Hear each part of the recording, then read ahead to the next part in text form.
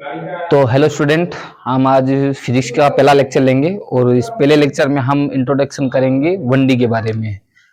आज का हमारा पहला टॉपिक है 1D। 1D के अंदर हम सबसे पहले डिस्कस करेंगे डिस्टेंस और डिस्प्लेसमेंट। क्या चीज है डिस्टेंस और क्या चीज है डिस्प्लेसमेंट, और इन दोनों के बीच में ऐसा क्या डिफरेंस है कि इन दोनों को अलग अलग नाम दिया गया है। सबसे पहले अगर मैं कोई एग्जांपल लूं, मान लीजिए आपका कोई घर है, यहाँ पे ए पॉइंट पर आप ए से बी 5 किलोमीटर चले और बी से सी 4 किलोमीटर चले, तो आपका डिस्टेंस और डिस्प्लेसमेंट एक होगा या अलग अलग होगा। तो इस केस में आपका डिस्टेंस अलग होता है और डिस्प्लेसमेंट अलग होता है। कैसे देखते हैं।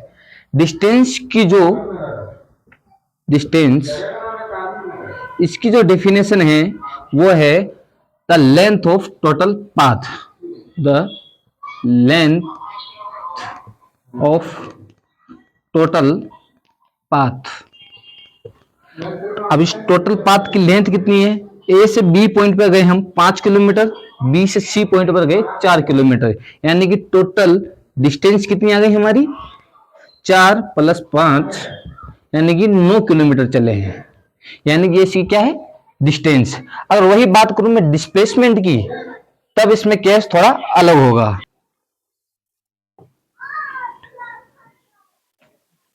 डिस्प्लेसमेंट क्या होता है? यह होता है कोई भी दो पॉइंट के बीच की मिनिमम डिस्टेंस, यानी कि distance between initial point and final point. Distance between initial point and final point. जैसा कि इस एग्जांपल में हम देख पा रहे हैं, यहाँ पे कोई पॉइंट है ए से बी से सी गया है, तो इसका इनिशियल पॉइंट क्या है? ए, और इसका फाइनल पॉइंट क्या है? सी। तो ए से सी के बीच की जो मिनिमम डिस्टेंस होगी वही हमारी डिस्प्लेसमेंट होगी। क्या होगी? डिस्प्लेसमेंट। तो यहां से 5 किलोमीटर और यहां से 4 किलोमीटर, तो हमें दिख रहा है यहाँ पे क्या लगेगी? पाइथागोरस प्रमेय। पाइथागोरस प्रमेय से हम जान सकते हैं ए से बी का whole square plus B C का होल स्क्वायर का रूट, यानी कि 24 + 16 कितना हो जाएगा? 41 रूट, यानी कि ये क्या है? डिस्प्लेसमेंट। तो आप देख पा रहे हैं डिस्टेंस और डिस्प्लेसमेंट के बीच में बहुत ज्यादा डिफरेंस होता है। जैसा कि आप लोगों ने देखा है कि हमने बेसिक इंट्रोडक्शन देखा था डिस्टेंस और डिस्प्लेसमेंट का। अब इनके बीच में डिफरेंस है, कुछ डिफरेंस है जो स्टैंडर्ड है वो हम एक बार के लिए लिखेंगे और उनको याद रखना। वो कभी कभी ऑप्शनल में आते हैं, थ्योरेटिकल में। एक साइड लिख देंगे हम डिस्टेंस और दूसरी साइड लिख देंगे हम डिस्प्लेसमेंट।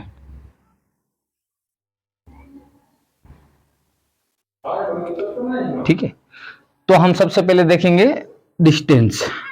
पहले देखेंगे डिस्टेंस कौन सी क्वांटिटी है। फिजिक्स के अंदर हमारी दो क्वांटिटी होती है, वेक्टर एंड स्केलर। तो हम देखेंगे डिस्टेंस कौन सी है, तो हम लिखेंगे it is a scalar quantity, जबकि डिस्प्लेसमेंट क्या है? ये एक वेक्टर क्वांटिटी है। It is vector quantity. Total length of path, जबकि डिस्प्लेसमेंट की जो डेफिनेशन होती है वो क्या होती है? Minimum distance between initial point and final point.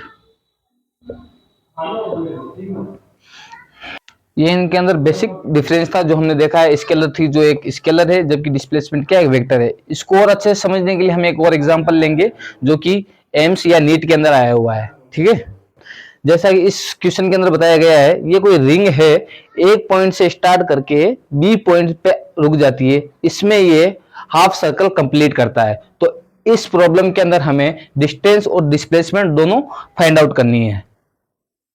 जैसा कि डेफिनेशन के अंदर मैंने आपको बताया था, डिस्टेंस क्या होती है, the total length of the path, यानी total length of the path, यानी कि ए से स्टार्ट होकर बी पे खत्म हो रहा है, यानी ये इसका क्या होगा, टोटल लेंथ ऑफ पाथ, यानी कि ये हमारा क्या होगी, डिस्टेंस। तो डिस्टेंस हमारी क्या होगी यहाँ पे, डिस्टेंस ए बी। अब ए बी कैसे फाइंड आउट करेंगे, ये कह रहा है हाफ सर्कल पर, हाफ सर्कल के लिए, यानी हम जानते हैं जो अगर सर्कल है उसका जो पैरामीटर होगा वो कितना होता है, पूरा 2 पाई आर। तो हाफ के लिए कितना होगा, डिवाइडेड बाई 2 पाई आर। तो ए से बी पहुंचने में उसको कितना आया, अगर मैं मान लू यहाँ पे अगर कोई पी पॉइंट था और यहाँ पे क्यू, तो ये यहाँ पे पहुंचने के बाद में ये कैसा रह गया,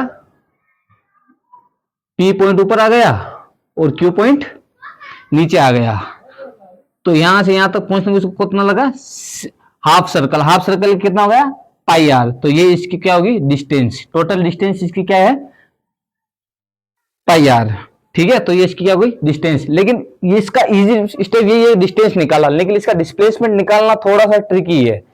आप ये देखोगे पी पॉइंट यहाँ पे था, अब ये पी पॉइंट यहाँ पे आ गया। तो हमने डेफिनेशन देखी थी, क्या था, distance between initial point and final point. Initial point क्या है, ए, फाइनल पॉइंट यहाँ पे क्या है, पी। तो इसके बीच की जो मिनिमम डिस्टेंस होगी वही हमारा डिस्प्लेसमेंट होगा। तो उसको कैसे फाइंड आउट किया जाएगा, अभी हमने ए बी फाइंड आउट किया था, कितना था, पाई आर। अब ये कितनी होगी कोई बता सकता है, क्योंकि ये क्या है, रिंग है, इसकी रेडियस कितनी, आर, तो इसका डायमीटर कितना हो जाएगा, 2r। तो इसका डिस्प्लेसमेंट के लिए हम क्या करेंगे, मान लीजिए डिस्टेंस है x, तो x के लिए हम लगाएंगे पाइथागोरस प्रमेय। ये कितनी है, ए बी का स्क्वायर प्लस यहां से क्या है, Q P plus Q P का स्क्वायर। ए बी हमने फाइंड आउट किया था, कितना है, पाई आर का स्क्वायर। क्यू पी कितना हमारे पास, 2r का स्क्वायर, और x स्क्वायर है हमारे पास पाइथागोरस प्रमेय से। तो यहां से x कितना आ गया, pi square r square plus 4 pi r square का रूट, यानी कि r पाई स्क्वायर प्लस 4, ये हमारा आंसर होगा। तो देख लीजिए डिस्टेंस और डिस्प्लेसमेंट में कितना फर्क आ रहा है, जबकि लगते दोनों क्या है, सिमिलर लगते हैं। लेकिन फिजिक्स वर्ल्ड के अंदर हम आते हैं तो डिस्टेंस एक स्केलर क्वांटिटी है जो इस फॉर्म में हमें फाइंड आउट होती है, जबकि एक डिस्प्लेसमेंट एक वेक्टर क्वांटिटी है। आगे हम जैसे अभी पढ़ेंगे वेलोसिटी और स्पीड के अंदर, तो वहां आप और ज्यादा क्लियर हो जाएगा।